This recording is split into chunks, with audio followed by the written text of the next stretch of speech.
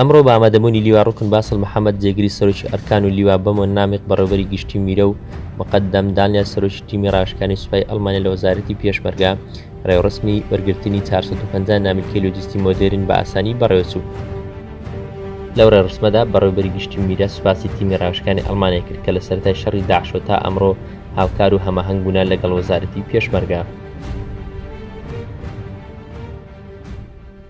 تیمی سەربازی ئەڵمانی مقدم دانیال کوڕاسەیەکی لەسەر کاروباری لۆجستی بۆ هێناین. ئەم کوڕاسە کاتی خۆی یەکێ لە ئەفسەر ئەڵمانیەکان کە لە خیلالی تەواجودی لێرە لەگەڵ هێزی پێشمەرگە و لەگەڵ دائیرەکانی وەزارەتی پێشمەرگە نووسیوێتی بە هاوکاری برادەرانی خۆمان ئەم کوڕاسەیە کرا بە کوردی.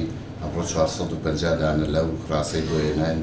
ئێمەش لای خۆمانەوە ئەمری وەزاری پێوەرەگرین بۆ دابەشکردنی بەسەرێکەکانی هێزی پێشمەرگە و ئەم کوڕاسەیەکی گرنگە سەرەتایەکی هاو یارمەتیدەرە بۆ جێبەجێکردنی ئیشە لۆجستیەکان.